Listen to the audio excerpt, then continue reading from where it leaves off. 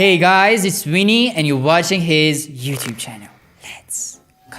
امروز برگشتیم با پارت سوم و پارت نهایی از فصل 2 دیت ناشناس یا همون بلایند دیت. دوستان مثل همیشه میدونید که دو طرف همدیگر رو نمیشناسن و ما همه تلاشمون اینه که طرف مقابل اون یکی رو نشناسه، ولی ما یه احتمالاتی میدیم که سوژه پسرمون رو یه ذره شاید یه جا دیده باشنش، برای همین قراره اسمو تغییر بدیم با شغل فرعیشو بهش بگیم. اوکیه؟ بریم سراغ شروع ویدیو. میشه خودتون معرفی کنید؟ اول از همه از خانم شروع میکنیم. سلام، صدفم. چی باید بگم؟ همین دیگه. سلام، سورنام. خیلی خوشحالم که در کنارتونم. خب چه استرسی شدم. حرفه کارتون لطف کنید بگی. من مزون دارم، به تازگیم ران کردم مزونم. بس برش یه بار دیگه نگم. اوکی ول کن. آره همون بس. مرسی. من مهندس ساختمانم، در کنارش هم یکم حالا تو فضای مجازی هم فعالیت میکنم. رشته تحصیلیتون رو میتونم بدونم؟ من فوق دیپلم حسابداری دارم. خب همین، ولی خب حرفه کاریم کاملا متفاوته با رشتم. من مرتبطه، من مهندس ساختمانم، مرتبطه با شغلم. اون دیگه مهندس ساختمان. فوق لیسانس عمران دارم. این یادم درسته. شغلم گفتم دوباره. ماه تولدتون رو میگی؟ آبان. شما؟ من تیرم. خب ماه تولد واقعا تاثیر داره مگه تو شخصیت؟ خیلی بهشون نه زیاد. نه زیاد. یه کوچولو چرا؟ من خودم به شخصه با تیر ماهی ها میسازم، کلا با تابستونی ها میسازم، تیر، مرداد، شهریوری، ولی نه اصلا. میسازین یا نمیسازین؟ نه میسازم. اوکی خب. تایپ شخصیتتون از نظر فقط برونگرایید یا درونگرا؟ بستگی به شرایط داره، ولی خب من کلا خیلی آدم اکتیو و پر انرژی ام و خب میشه گفت برونگرام. شما؟ من بستگی داره پیش کسایی که باشم احساس راحتی کنم یا نه. یعنی اگه احساس راحتی کنم مثلا میتونم خیلی خودم باشم و میگن اون کودک درونمو نشون میدم، میگن رو شونه‌ام بیا پایین. ولی اگه خوشم نیاد کلا دوست دارم هر چه سریعتر خیلی درونگرا میشم دیگه. هر چه دوست دارم مثلا اون جمعو ترک کنم، یعنی اینجوریه.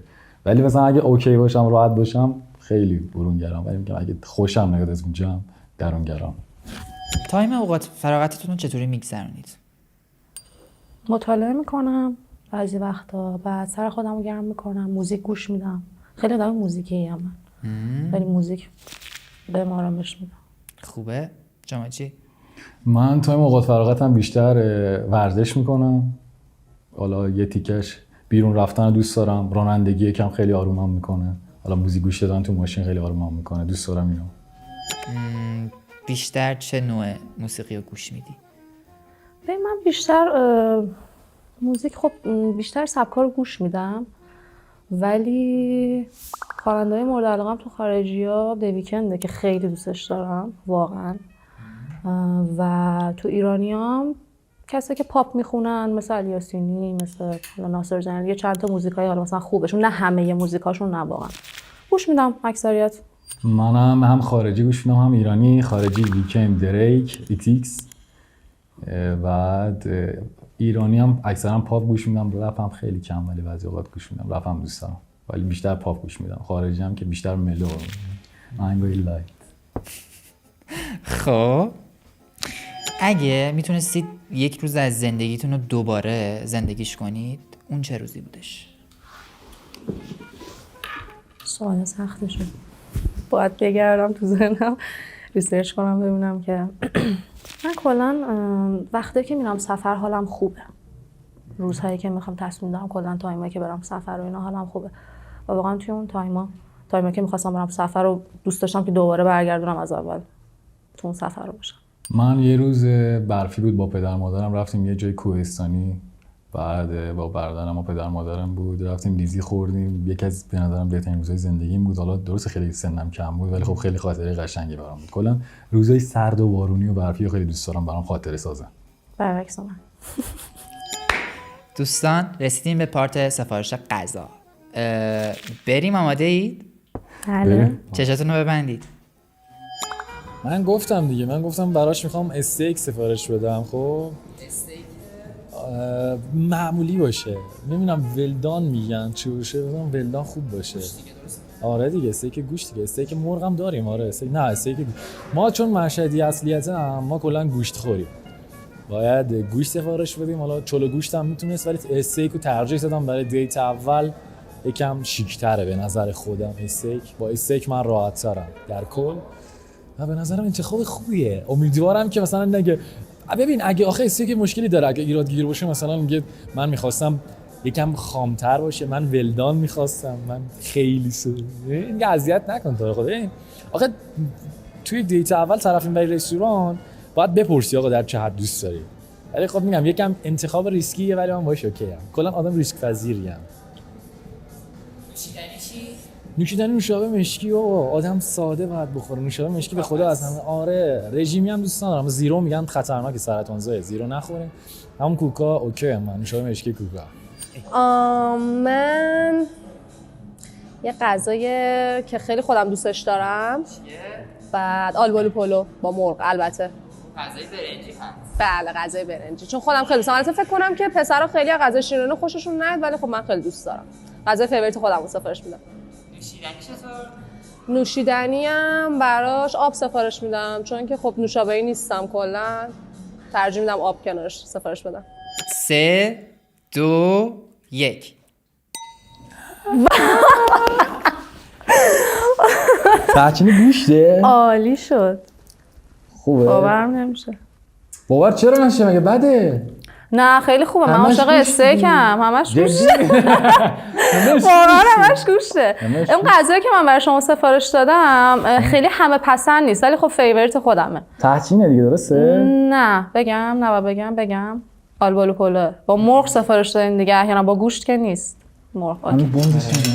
حالا امیدوارم که چون اصولا آقایون خیلی غذای شیرین رو دوست ندارم، ولی خب میگم چون فیوریت خودم بود من اینو انتخاب کردم که اگر اون دومی رو انتخاب میکردم که یکی میشد دیگه.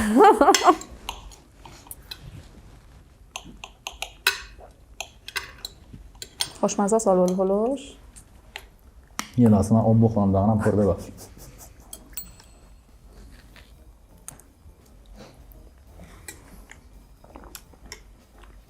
من دندونم لامینت اینم یکم تدیگیه.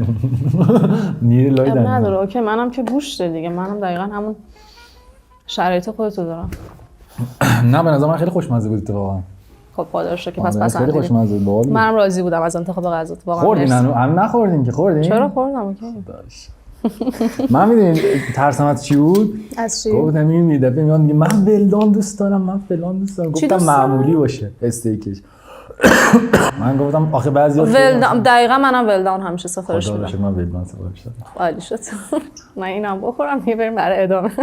میدونی من چون دیت اول دوست دارم مثلا بیشتر صحبت کنیم و همو بشناسیم، ترجیح میدم استیک سفارش مثلا یه جایی برم استیک بخورم، چون معمولا جایی که مثلا استیک سرو میکنن خیلی ساکته، یه موزیک لایتی پلی میشه، تاریک فضاش. چی یه بار بگو چیه؟ تاریک فضاش، جای چیل. فضای اوکی. راست میگه واقعا. نه همه رستوران ها همین شکلی نیستن ها. من جایی که رفتم جایی که رفتیم. آره من جای مثلا برای دیت اول جای خلوت راحت ترم مثلا. اوه منظورت اینه که ما اینجا اضافه ایم. اگه محبت کنیم با زبون به زبونی حرفش بزن. اگه قرار بودش که یه قانونی و طرف مقابلتون توی رابطه همیشه رعایت کنه، اون چه قانونی بود؟ بگم احترام برای من مهمترین چیزه. فقط احترام. فقط احترام. یعنی ببین خب نه فقط هم نمیشه گفت احترام، ولی خب مهمترینش برای من احترام. من خیلی حساسم روی احترام. خب بالاخره دروغ و خیانت و اینجور چیزا که خب یه چیزیه که همه میگن و بالاخره خود طرف مقابل باید شعور رابطه رو داشته باشه، خب این کارو نکنه. اون احترام است که مهمه. من قانون به نظرم مال دولته. رابطه قانون خیلی سفت و سختی نباید داشته باشه. من خیلی ساده میرم رابطه رو، ولی خب برای منم مهمترین چیز همون احترام و حرمت‌های متقابله که مثلا اون احترام احساس میکنم که ماندگاری رابطه رو مشخص میکنه برای من. اون چیزای کلیشه‌ای که حالا میگن رابطه بدون خیانت، اونا به نظرم خب مشخصه تو هیچ رابطه‌ای نباید باشه. اونا تو هر رابطه‌ای خب پرچم قرمز زیادیه. درسته.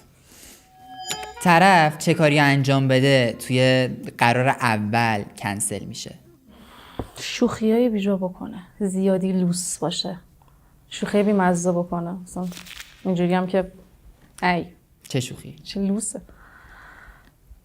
ببین نمیدونم، یه سری حرفای بی ربط بزنه دیگه، یه سری چیزای کلا این رو مخمه دیگه. حالا اینکه بخوام برات مثال بزنم الان چیزی تو ذهنم نیست، ولی کلا یه شوخی لوس بخواد بکنه، بخواد مزه بریزه و اینا، نه. من کلا شخصیت پسر و شخصیت مرد دوست دارم، شخصیت آقا جنتلمن. از آدم‌های خیلی لوس و اینا خیلی خوشم نمیاد. حالا اون به جا باشه ها، ولی تو قرار اول خب مسلما نه دیگه، نه کنسل. آره حالا نه انقدر جدی و فلان، ولی خب چرا من خیلی چیز خاصی مد نظرم نیست که بخواد مثلا طرفو برام کنسل کنه یا مثلا نه، اونقدر به نظرم صحبت عادی باشه، شناخت متقابل باشه. برام پیش نمیاد مثلا بگم اوه وا این کارو بکنه خیلی از نظر من کنسل. ولی مثلا یه چیزی که رو مخمه با گوشیش خیلی ور بره، خیلی سوشیال باشه، مثلا حالا سر شام باشیم مثلا خیلی درگیر گوشیش باشه تا مثلا اون دیتی که به دیتی که اومده، به نظر من بزرگترین کنسل بودنه که به دیتی که اومده احترام نذاره، حواسش به دیتش نباشه، به چیزای دیگه توجه کنه، مثلا به غذا بیشتر توجه کنه، به لوکیشن توجه کنه تا من. این خیلی آزارم میده. کلا دختر غذا بخوره از نظر من کنسله. فوتوسنتز کنه. بعد میاد دختر غذا بخوره. بنده خدا. فوتوسنتز کنه. لطفاً آب میوه بخوریم. سرم ما میزنیم. خب چطور می‌خوای؟ آره بابا. آره بابا اینا فانه بنده خدا. حالا بیچاره خب به خاطر لایف استایلش اینجوری بوده، نه خب نمیشه آدم رو قضاوت کرد. آره. من از قضاوت کردن واقعا بدم میاد. واقعا کارش داره. حس دوست داشته شدن رو چطوری به طرف مقابلت میدی؟ با کارام، با رفتارام نشون میدم بهش و با حرفام هم همینطور. خب من خیلی آدمه که بیان میکنم، من کلا احساساتمو بروز میدم و متنفرم از آدمی که نتونه احساساتشو بروز بده، چون به نظر من نیازه که توی یه رابطه شما هم شنیداری هم رفتاری به طرف مقابلت نشون بدی که طرفتو دوست داری و من جفتشم فکر میکنم که اوکی هم و نشون میدم. من اینجوری هم که توی رابطه خیلی شخصیت حمایتگری دارم، یعنی سعی میکنم اون وجهه خب خودم رو همیشه یه حمایتی بکنم که هیچ وقت اون شخص احساس تنهایی تو زندگیش نکنه، یعنی شخص خودم تو زندگیش خیلی پررنگ باشم، یعنی بدونی که واقعا یکی هست که بتونه همیشه بهش تکیه کنه و اون جنبه مردانگی خودم رو سعی میکنم همیشه رعایت کنم و خب خیلی دوست دارم طرف هیچ وقت این حس بهش دست بده که تو زندگی من فقط چشمامونو میبینه، یعنی اینجوری هم که واقعا توی رابطه اون شخص از نظر من 100 من دیگه اصلا از نظرم آدم دیگه حتی وجود نداره. شخصیت حمایتگر. آره شخصیت حمایتگر. مثلا من دوست داشتنم اینجوری نمیگم که هر دقیقه بگی دوستت دارم، ولی مثلا بگی حالم بده، بگی حالم بده، بگی آره خب الان دکتر رفتی، من نمیگم میام میبرم دکتر، مثلا شخصیتم اینجوری، مثلا زیباست. 2 تا شهر میرم براش مثلا داروی، اینجور شخصیت کلا توم هست، یعنی از بچگی همینجوری بودم. پسندیدم. نه واقعا من آره منم دقیقاً همچین شخصیتی رو خیلی میپسندم، واقعا دوست دارم. چون همه چی هم به حرف نیست. آره اینکه حالا واقعا نه اینکه بخوادم 24 هی بخواد بگه دوستت دارم فلانه، ولی واقعا آدم با یه همچین چیزایی میتونه ثابت کنه و قشنگه. من از آن زیباست. یس بگو شخصیت. جان بگو شخصیت. شخصیت. بگو شخصیت. شخصیت. چرا شت میگیره؟ نه شما میزنه بچه. بگو شهشهانی. شهشه.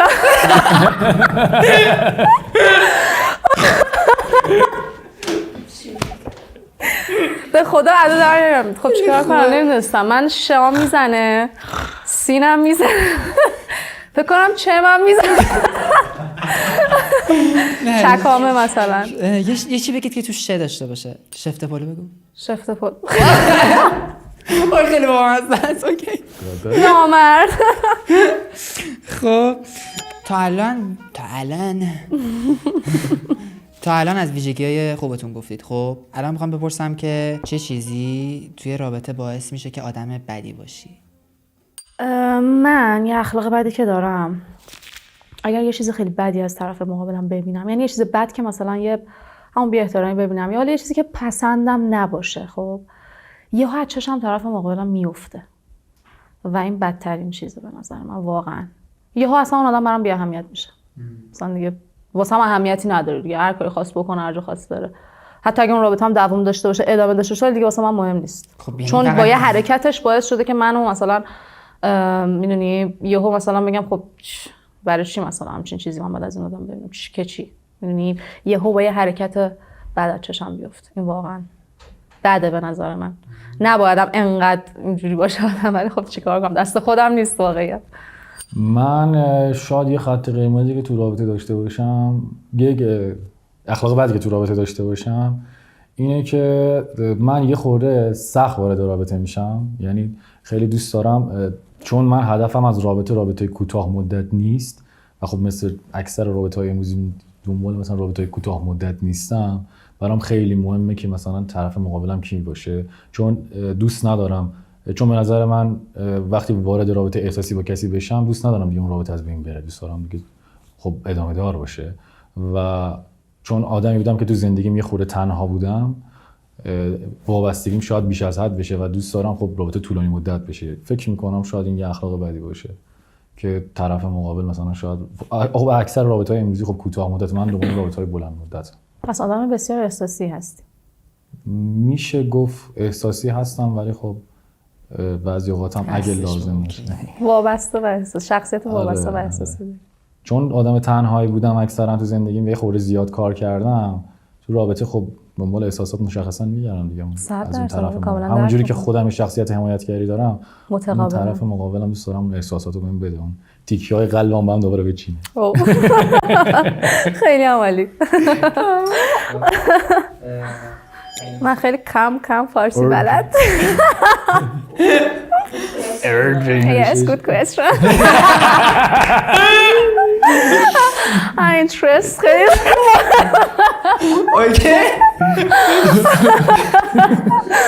خیانت برای شما چه معنی داره؟ به نظر من نگفتن خیلی چیزا خیانت میشه. ببین ممکنه که من خودم هم خیلی وقت تو قبل مثلا این اشتباه داشته باشم و خیلی چیزا رو نگفتم، چون من کلا آدم فراموشکاریم، ولی واقعا این که یه سری چیزا رو تو مثلا نگه به طرف مقابل، بعد تو بعدم بفهمی تو وقتی که زمانی که با خودش تو رابطه یا مثلا گذشته که کاری نداره، مثلا یه کوچولو ضد حال دیگه مثلا میدونی برای من خیانت میشه. ولی خب کلا آخه خیانت دیگه. حالا میتونه دروغ باشه، میتونه حتما نباید با یه کس دیگه تو باشی تا بشه خیانت. من به نظرم یه خیانت داریم که حالا دیگه خیانت اصل کاری و طرف حالا هر کاری که پارتنرش بود انجام نمیداده که به نظر من میشه خیانت. یه خیانت هم برای به نظر من خیانت به رابطه. یعنی تو از یه چیزی ناراحتی و طرفت مقابلت نگی و ترکش کنی. شاید اون نظر رو نداشته که تو رو ناراحت کنه، شاید اون منظور رو نداشته. به نظر من خیانت توی خیلی اوقات خیانت به خودشون میکنن توی رابطه و خیانت به رابطهشون میکنن تا به هم دیگه.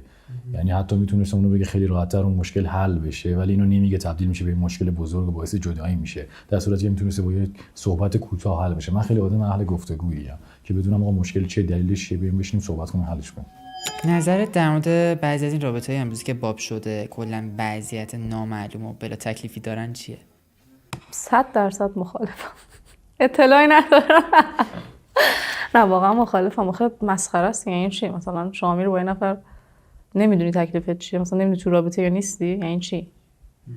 مثلا تعریف نشده است تو ذهن من کلا از رابطه‌های گفتم کوتاه مدت بعدم میاد، دنبال رابطه بلند مدتم و با خودم هم حساب کتابم مشخصه. یعنی من اینجوری نیست که میگم بریم بیرون بعد سر مشخصه حالا بیرونی بریم، نه من از اول حساب کتابم خودم مشخصه، میگم از شما خوشم میاد، مایلم شما اگه مایلین با هم بریم بیرون سر دیت پارتنر من باشین فلان. یعنی به نظر من هیچ مشکلی نداره من کسی که ازش خوشم میاد بهش ابراز علاقه بکنم، حالا نهایت میتونه با جواب منفی روبرو بشه و من آمادگی اینو دارم. به نظرم چیز بدی نیست و آدم از کسی خوشش میاد میتونه بگه و من دنبال رابطه بلند مدتم و حتی به نظرم خب وقتی دو طرف وابسته هم بشن، مثلا دنبال رابطه کوتاه بشن و یکی وابسته بشه یکی نباشه، خب این مشخصا یه ور رابطه آسیب میبینه دیگه.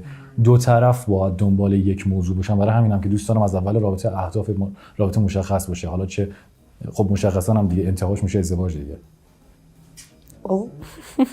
خب به بخش بازی شیشه مربا خوش اومدید. مثل همیشه دوستان 5 تا سوال آماده کردن که توی کاغذ می‌نویسن و می‌ندازنش توی شیشه مربا، جابجا میشه و به طور خیلی تصادفی به 3 تا از اونها جواب میدن.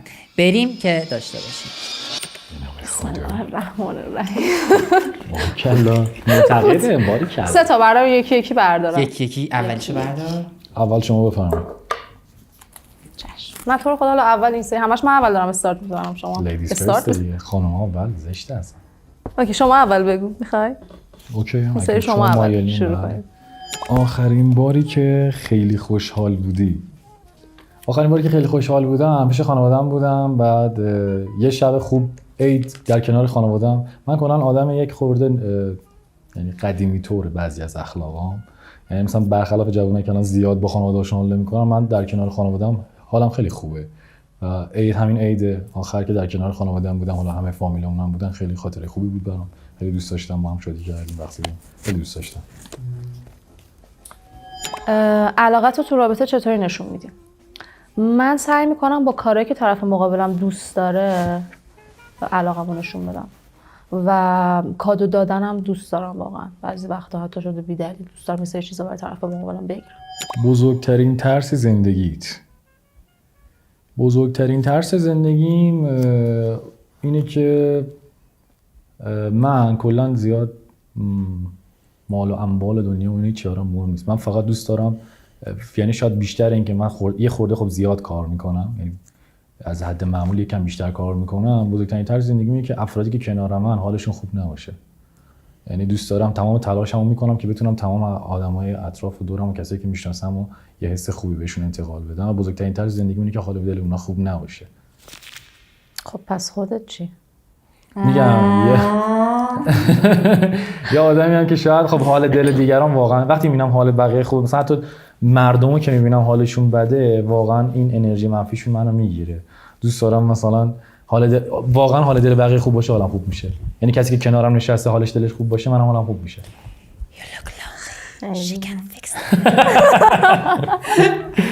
دیت اول کی باید حساب کنه؟ خب مسلما پسر باید حساب کنه. من با اینکه خودم خیلی آدمیم که میرم دست به جیب میشم و اینا، خیلی خجالت میکشم تا از اینکه طرف مقابلم داره حساب میکنه، ولی خب درستش اینه که دیت اول آقا مرد حساب کنه. من چرا آقا بله آقا یه پارچه آقا. چرا پرسیدم؟ چرا؟ حرفتون تموم شد؟ بله. من واقعا تعجب میکنم تو بعضی برنامه‌ها مثلا میگن آره، بعد جالبه که خود خانوما هم میگن مثلا 5.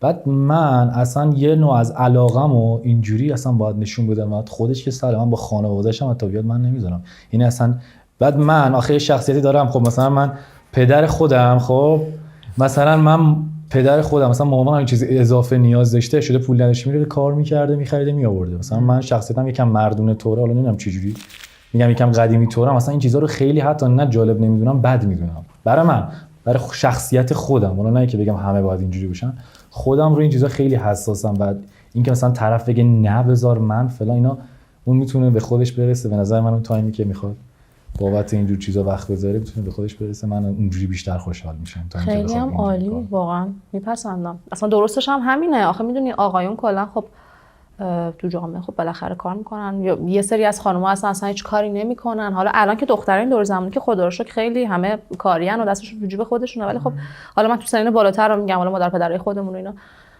میدونی بالاخره یه سری کار نمیکنن دیگه، نمیشه که همچین چیزی. من بالاخره از نظر مرد خودم باید دست به خرج باشه توی یه سری موارد. درست. من از نظر خودم کلا اگه خانوم مثلا سر کار بره، دوست دارم برای علاقه خودش بره. سعی میکنم حالا برای خودم انقدر شده 3 شیفت کار کنم، یعنی اونقدر زحمت بکشم که از نظر مالی فشاری روش نباشه، یعنی برای عشق و علاقه خودش بره سر کار. چون من آدم کنترلگری اینجوری نیستم که مثلا میگم آقا تو باید بری سر کار، این به خودش ربط داره. ولی سعی میکنم اگه دوستان داشته باشه به خاطر نیاز مالی نره سر کار، سعی میکنم خودم بیشتر کار کنم که بتونم اونو پر کنم. سوال بعدی نوشتن قدت چنده؟ حدس میتونیم بزنیم قدم چنده؟ آره حدس میزنم که مثلا 1.86 7 1.86 7 8 ادا در میاره. 1.86 بگو کوتاه‌تری یا بلندتر؟ سکتر 190 نه دیگه اذیت هم نکن. نه واقعا 184 تا 6 هم دقیقشو نمیدونم.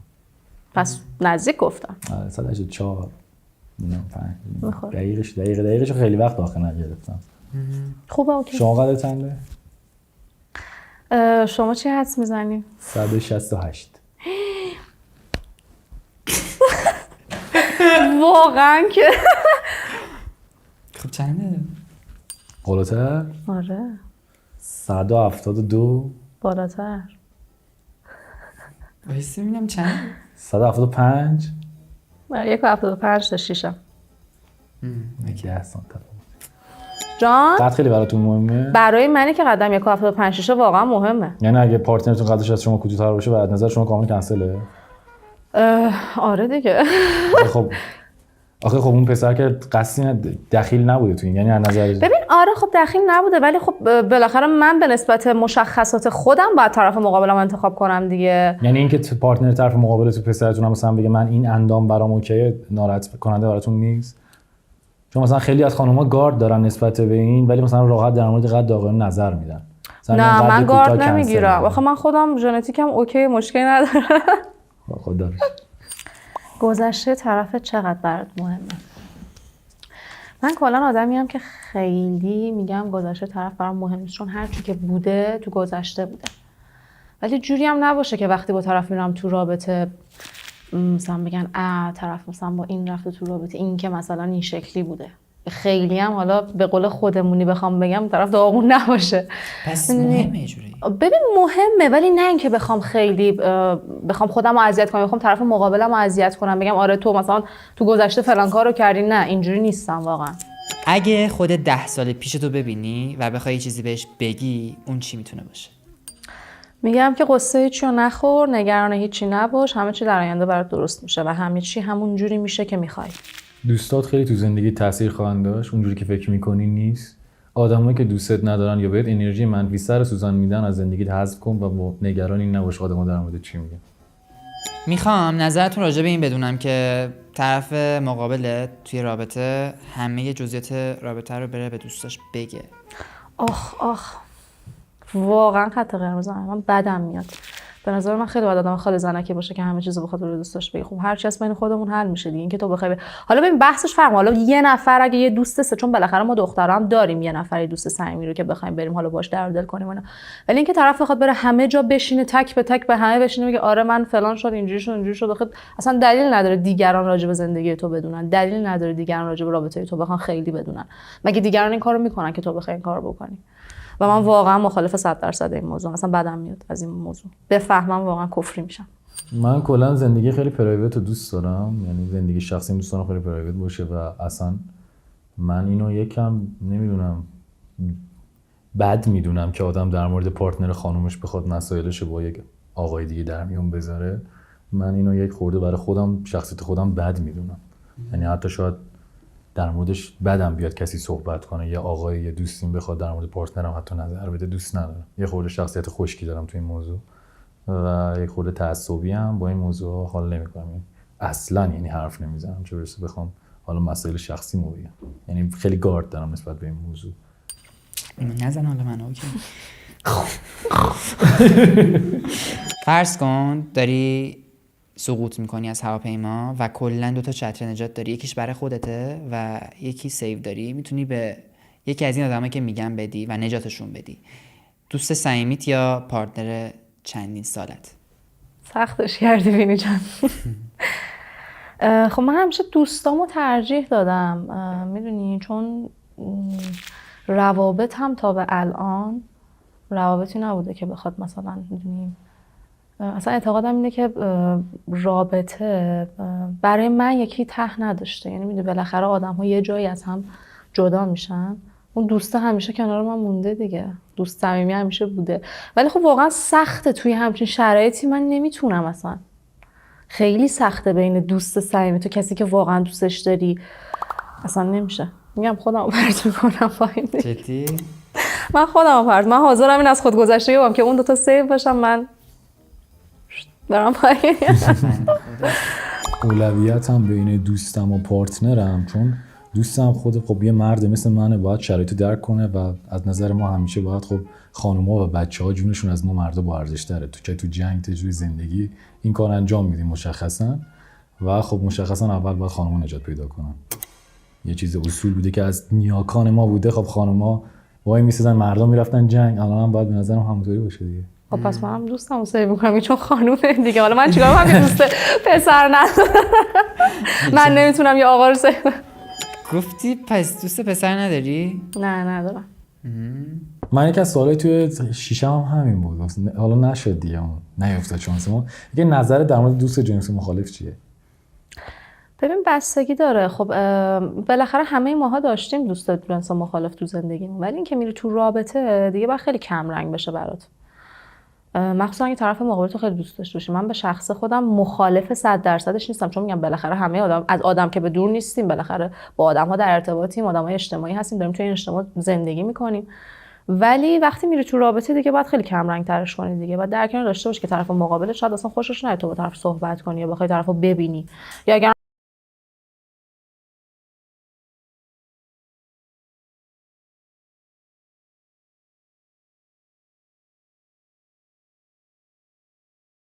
استایلش برام خیلی مهمه، بدنش هم برام مهمه، ظاهرش باید واقعا همه چیش اوکی باشه. نه چشام مشکی باشه، تو خود بور نباشه. اصلا نمیخوام یه وقت بی احترامی توهین به پسر بور و اینا باشه، ولی کلا من خودم چشام مشکی میپسندم. من تایپ ظاهری خاصی ندارم، همین که به دلم بشینه اوکی به نظر من. یعنی از طرف خوشم بیاد، یعنی برام تفاوتی نمیکنه. خیلی هم میگن حالا نچرال بشن، نه من برام تفاوت خاصی نمیکنه. همین که به دلم بشینه و استایلش خوب مشخصا برام مهمه، یعنی به ظاهرش و تیپش اینا اهمیت بده. و خب میگم دیگه این که مثلا و اینکه مثلا طرف ورزش بکنه حالا یا نکنه، ولی دوست دارم یه لایف استایلی داشته باشه، صرفا تا 5 صبح بیدار اون مثلا 2000 بیدار شه، اینا به نظرم یه خورده جالب نیست. ولی میگم این دیسیپلینا رو داشته باشه و فقط به دلم بشینه، تایپ خاصی ندارم. رسیدیم به بخش نقاشی کردن هم دیگه، ولی این بار دوباره مثل دفعه قبل میخوام ازتون بخوام خودتون رو به یک کرکتر فیلم یا انیمیشن تشبیه کنید. من تو شخصیت کارتونی خودم که خیلی واقعا اعتقاد بیش ندارم، ولی خب هم خیلی شنیدم که میگن شبیه پوکانتس. شخصیت پوکانتس. میشناسی پوکانتسو؟ آره فکر کنم که دختر سرخپوست بود، فکر کنم پوکانتس، یعنی خب اگه اشتباه نکنم جنگجو بود. من فیسن که به نظرم شبیهش کدوم از انیمیشن ها و کارتون نیستم، ولی خب قیافتا شخصیتا به نظرم باب سنجی. چه بامزه. من تمامم گفتم این چی بلد نیستم. ببینید واقعا میتره که نخندم. یعنی نقاشیه بچه 5 ساله یا حتی 3 ساله از من بهتره دیگه. تا تاشو خودتون برید. واقعا افتضاحم تو نقاشی، هیچی بلد ما نیستم. هنوز داره میکشه. خوب داره میکشه، باید بکشه، اب نداره. دارن پوکانتس رو میکشه فکر کنم. آره 3 یا خدا 2 1 وای نه. یه سوال، خونه چرا تو آسمونه؟ برای من چرا گل دستمه؟ برای من آوردی. او مای گاد. من پلنگم؟ نه دیگه. این چه لبایی کشیدی واقعا؟ بابا ماژیکش درشته. یعنی چی؟ خب دوستان الان ازتون میخوام که به شخصیت هم تا اینجای کار از 1 تا 10 نمره بدید. 1 2 3 میگم و هول شدم. 1 2 3 برگردونی؟ من 8.75. من 9 دادم. خب حالا 25 دادم چیزی نیست. برای 25 دادم شما گریه میکنید تو دانشگاه. نه من اینطوری نبودم. البته چرا بودم دروغ چرا؟ راست من همیشه 11 بودم. استاد تو رو خدا 12 میگم. تو رو خدا 12 بابا با استاد نه من واقعا بعضی وقتا سر 19 75 مون چرا 20 نشدم. میرسیم به بازی آره و نه. سوالاتی ازتون میپرسم که فقط جوابش رو آره و نه و طرف مقابل نمیفهمه. اوکیه؟ تو بات خیلی وحشی تا حالا از طرف مقابل خوشت اومده یا نه؟ ممکنه بعد دیدن همدیگه نظرت تغییر کنه؟ خب به نظر طرف مقابل از تو خوشش اومده؟ خب تا الان طرف مقابل چیزی گفته یا حرفی زده که تو بخوای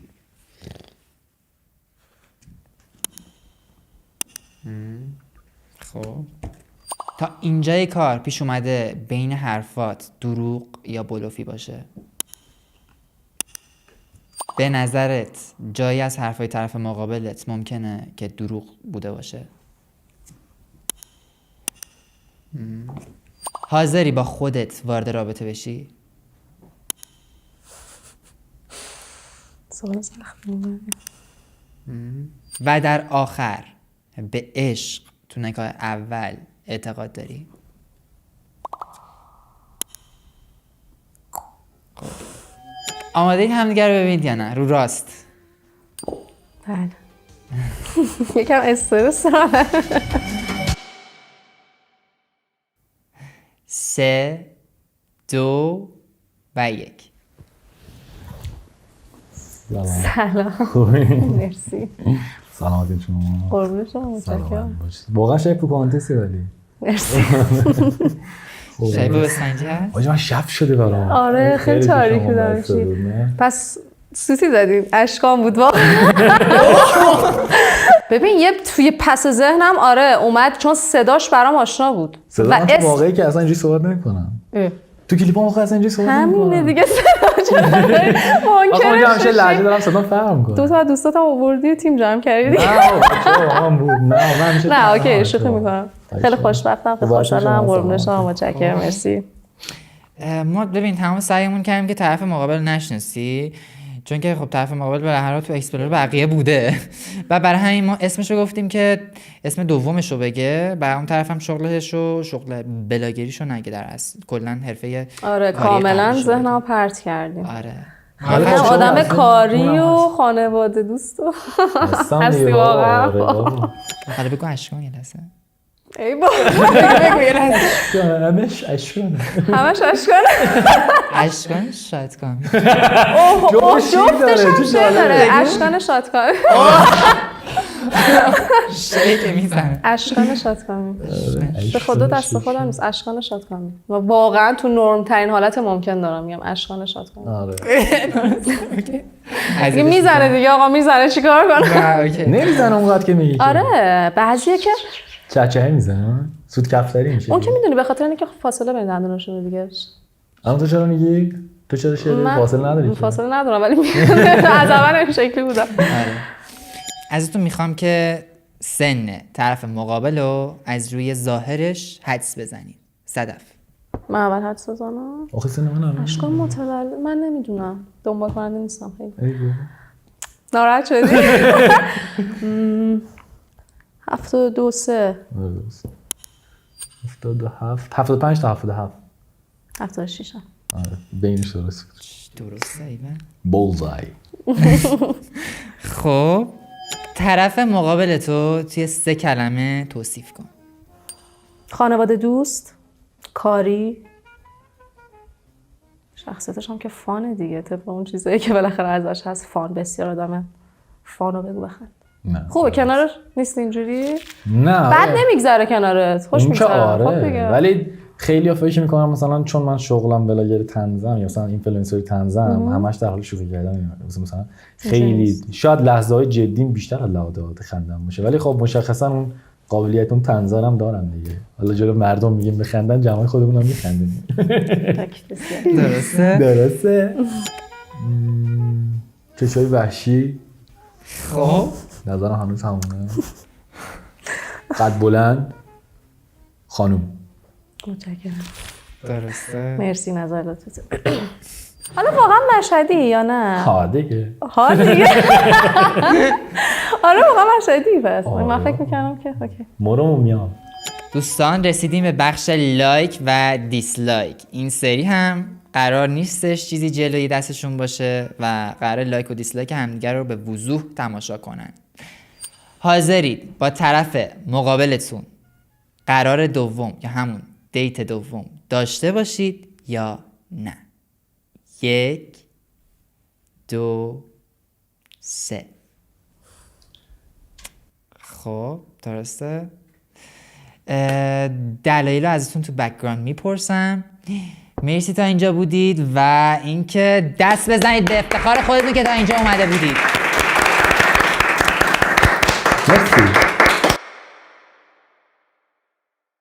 خب خسته نباشی. نظرت چیه؟ بهت خوش گذشت؟ بسیار عالی بود واقعا. خسته نباشید به خودت و تیم حرفه‌ایت میگم. همه چی بسیار عالی بود. ممنونم واقعا. مرسی از شما که شرکت کردی. عزیزی مرسی. کدوم ویژگی‌های طرف مقابل تو بیشتر دوست داشتی؟ اینکه پسری بود که واقعا به خانواده‌اش اهمیت میداد، خیلی کاری بود. اینا برام جذاب بود واقعا. چون الان همچین پسرای کمن، خیلی کمن. این قشنگ بود به نظر من. اگه همه پسرا بتونن اینطوری باشن که دیگه عالیه. از چیه طرف مقابلت بدت اومد؟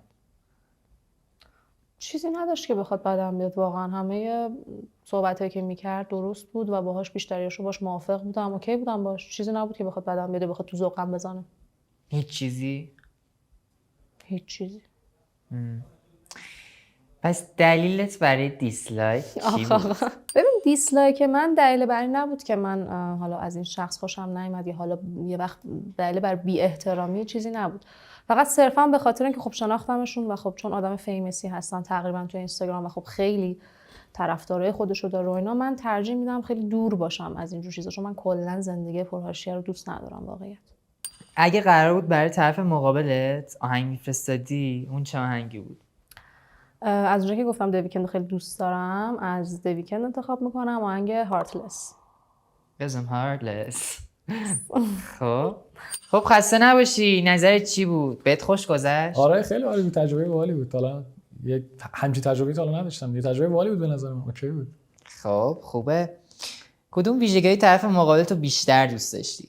این که یه خانم مستقل بود، رو پای خودش بود، گفت کار میکنه. حالا به نظر من شخصیت اوکی داشت. خوب بود. آره. از چیه طرف مقابلت بدت اومد؟ یه حرفش من زیاد به مزاجم خوش نیومد که گفت آره مثلا به یک صحنه تمومه. بعد احساس کردم اومد درستش کنه، گفت نه فلان، ولی احساس میکنم کسی که زیاد شاید رابطه‌اش براش مهم نباشه. من همچین حسی گرفتم، چون بس سری باز حرفش عوض کرد. این یکم دلیل اینکه 9 دادم به خاطر همین بود. این حرف یکم آزردم کرد، چون به نظر من رابطه باید برای آدم خیلی مهم باشه دیگه. یعنی آدما که اسباب بازی آدما نیستن بری تو رابطه بعد دلشون رو بشکنی و فلان. با یه حرف تموم شه، شاید اصلا اون سوء تفاهم بوده دیگه. و حالا حرفشو درست کرد، ان شاءالله که همون درسته بوده باشه. اوکی. دلیلت برای لایک چی به بود؟ نظر من خانم اوکی بود، شخصیتش خیلی خوب بود، خانم مستقل بود. هیچ مشکلی من توش ندیدم که بخوام بهش دیسلایک بدم. به نظر من خیلی خانم خوب بود، شخصیتی بود، اوکی بود. اگه قرار بود برای طرف مقابلت یه آهنگ میفرستادی، اون چه آهنگی بود؟ من آهنگ مورد علاقه خودم اکستنتاسیون چنجز. بسیار عالی. مرسی تا اینجای کار. بعدت بشم. مرسی من دعوت کردی. مرسی اشکان جان. موفق باشین. دوستتون دارم. ممنون. یه بای بایش.